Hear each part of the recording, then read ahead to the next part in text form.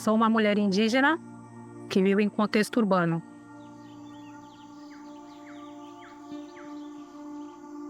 Vinte e dois anos de luta, resistência, vivência, história. E desde 2020 eu comecei a atuar mais ativamente, assim, mobilizando em conjunto com outros jovens de lugares diferentes do Brasil, de lugares diferentes do meu estado, e fui entendendo melhor a parte política também da questão. Eu me considero ativista climática desde que eu nasci, e também sou neta da Sebastiana, que veio de lá do Maranhão, junto com 12 filhos, 12 crianças.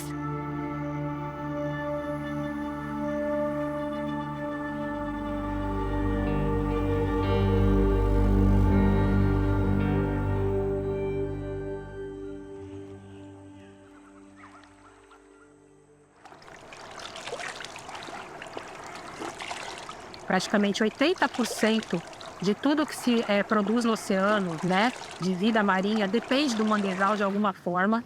Então, preservar ele, né, e espalhar, né, para as pessoas que não têm esse conhecimento da importância dele, é o meu objetivo de vida.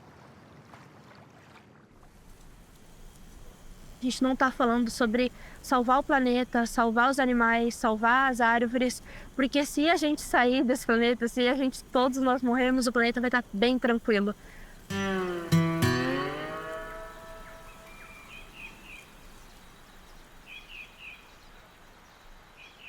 A sua existência não é superior a estar passando aqui uma tartaruga, uma capivara, um pássaro, um caranguejo. A nossa existência não é superior.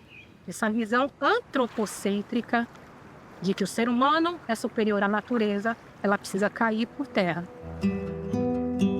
Quem, na verdade, a gente está tentando salvar são as pessoas. Porque quem morre em enchente, quem morre em deslizamento, são as pessoas, as principais afetadas, né?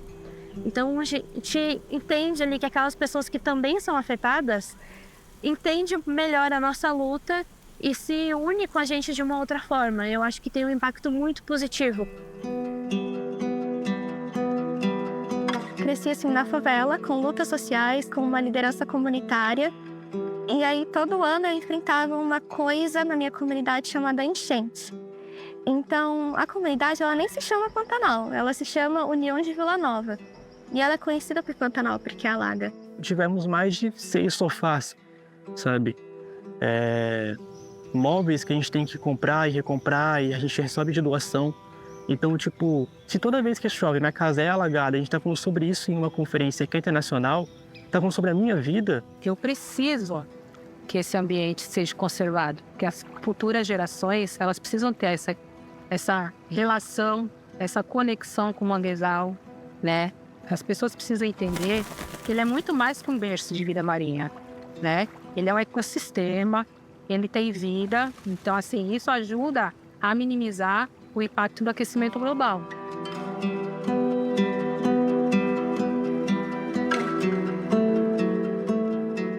Acho que a gente precisa parar de falar sobre a palavra crise climática e falar sobre ela como algo que, mano, não é passageiro, sabe? Não é uma chuva que vem agora e depois vai passar. É uma coisa que tá aqui e vai piorar. A gente tem que entender que as políticas são políticas públicas pelo bem do ser humano e pelo bem do planeta.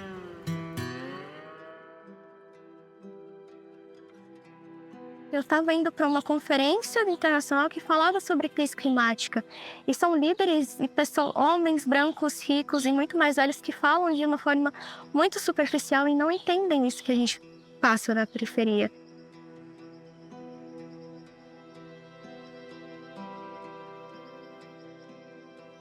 O Quilombo foi uma comunidade que se formou durante a escravidão, né? Povos escravizados que fugiam dos senhores para formar suas comunidades e resistir, e sobreviver.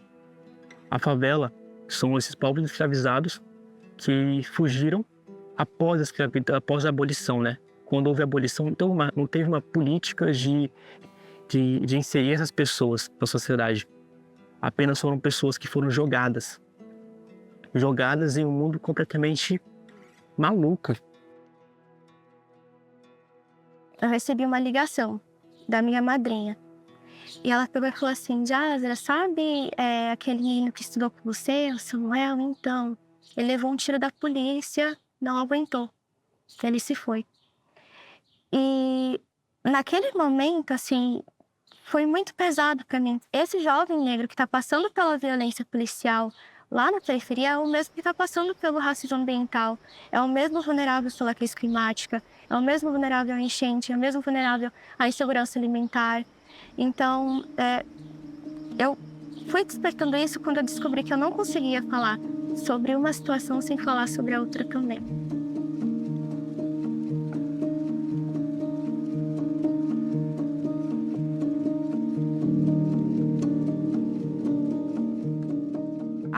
Agora em junho, teve as enchentes, né, no Rio Grande do Sul. E a gente não tinha água. A gente não tinha água potável. Quase todo o estado estava sem água potável para beber. E foi graças a essa comunidade indígena que está lá em cima, no Morro Santana, que protegendo a nascente, que conseguiu distribuir água potável para metade de Porto Alegre inteira. E lembrando, Porto Alegre tem 3 milhões de pessoas. Então, eles conseguiram fornecer água potável para quase metade da população. Isso é muita coisa. Se a gente não tivesse aquela comunidade protegendo a nascente do Morro Santana, provavelmente o pessoal ainda estaria sem água potável por um bom tempo. Ia estar sofrendo bastante. Que são atitudes micro, são as nossas atitudes individuais, e a macro, que é eleger realmente pessoas que estão no poder com a visão de conservação ambiental. O papel dos jovens ativistas ou jovens periféricos dentro desse papo é super importante, né? Porque só vai ter como ter justiça de fato, justiça climática, justiça racial para os povos indígenas, para os povos favelados, quilombolas, para o povo preto, para que a gente consiga haver justiça climática de fato. Porque é apenas protegendo esses territórios, esses povos, que a gente vai conseguir proteger todos nós da crise climática.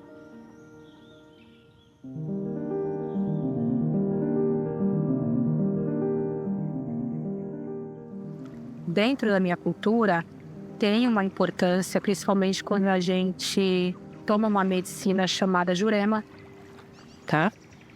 E dentro dessa bebida, dessa medicina, que ela não altera o nosso estado de consciência, é diferente das medicinas da Amazônia. Na cultura dos povos daqui, do litoral, principalmente os parentes Tupi-Guarani, a questão do sonho, ela é importante para quase tudo.